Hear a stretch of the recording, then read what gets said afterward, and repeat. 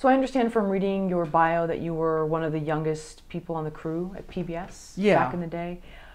For someone in a similar situation, they're just starting out, how would they conduct themselves? How would they manage other people's expectations and also other people's egos? Because you know there's going to be older people that may resist them or feel threatened. Yeah. Well, I started, I got out of college 25 years ago. And I was really lucky to find a television show called The 90s, which was a documentary series that was based out of WTTW in Chicago, but it was a national television show, so it had a very big audience. And I was lucky to get in on the ground floor there. There were only about 3 or 4 other people making that show when I started. And so I was 22, and this was a really important moment within documentary filmmaking because high 8 cameras had just come out then, and high 8 cameras, the quality of that format was much better than VHS format. Like there had been like camcorders that shot VHS. They'd been around for a while, but the quality of those was really pretty low. But high 8 was an affordable and really high quality format. And that's kind of when I started. And so a month or two after starting at that show, I bought my own high 8 camera. And so, 10 years earlier, even 5 years earlier, in order to start shooting for PBS, you'd have to have a lot of experience. You might have to be in a union. You'd have to be older, quite frankly. And I started shooting for that show when I was 22. And so I would go out and shoot something on a Monday, and Saturday night it was on PBS. And that's pretty unusual. That was, I think nowadays, maybe that doesn't seem so strange because so many people have cameras and access to distribution is different than it was then. But to be on one of the 3 or 4 networks, 4 or 5 networks at the time, and to be that young, I was really pretty fortunate. And I think for me, I was just lucky. I was working with people who I liked, and they gave me a chance to to take a swing. And I just remember, really at the time, thinking, this is an amazing opportunity. I literally for a couple of years, I had that camera in my hand almost anywhere I went. I carried my camera with me all the time. And if I saw something that was interesting or someone I wanted to interview, I had my camera with me and I would start shooting. So I think that,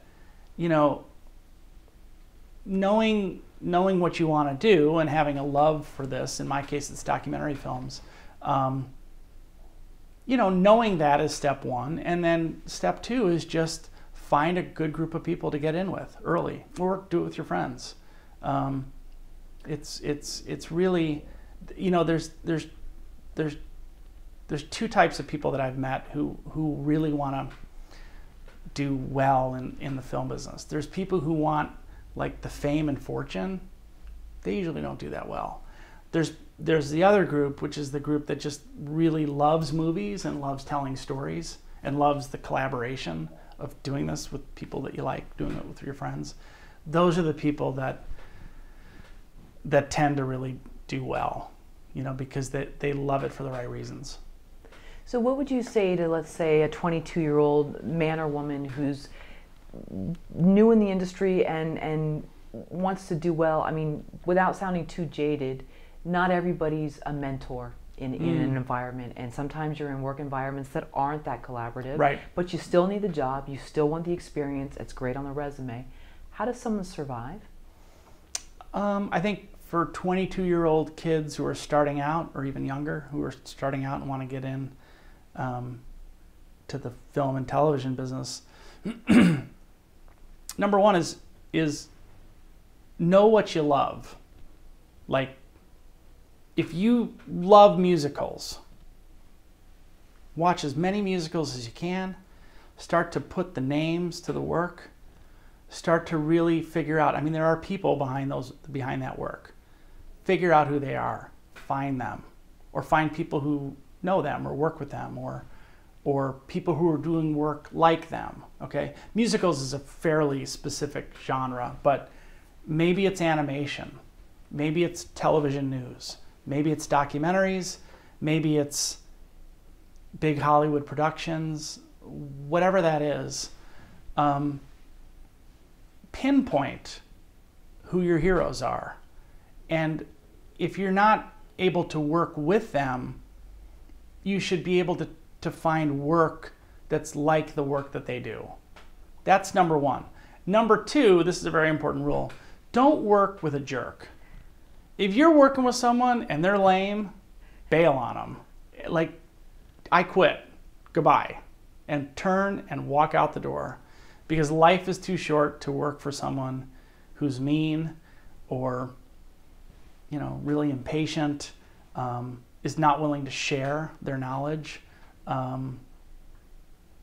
Maybe they're insecure in their own abilities and they're too busy trying to figure out how they want to get ahead to stop and help somebody else try to get ahead. So, I mean, you know it when you see it, you know, but at the same time, if you find someone whose work you admire and they're willing to sort of help you and mentor you, do whatever you can to keep that job or to keep that position. My first year at PBS, I was an intern. I mean, I had already graduated from college. I was an intern for the first 6 months, and they were not able to pay me, but I loved working there. So I got a job at night. I worked in a restaurant 5 nights a week, and then during the day I worked for PBS. And, you know, eventually they hired me, and they knew they weren't going to get rid of me, so they had to hire me. And then I was there about 3 years, and then I went to grad school and went to the American Film Institute and studied there as well. Just got to keep at it. Don't let one person, you know, don't let one bad experience, one bad project, one bad anything slow you down, because, you know, the film business is unlike most careers. If you start out when you're 20, you could have a 50 to 60 year career. It's a long time. You know, filmmakers oftentimes I think are like a good bottle of wine. I mean, they get better with age. Compare that to, say, like a professional athlete. Most of them are wrapped, you know, they're washed up with that career before they hit 30. They may go on to do other great things, but that's a really short career. Filmmaking and storytelling, more and more is a real professional pursuit. The world needs great storytellers, and it's something that you can do almost until the day you drop. So you have to be patient. Just hang in there.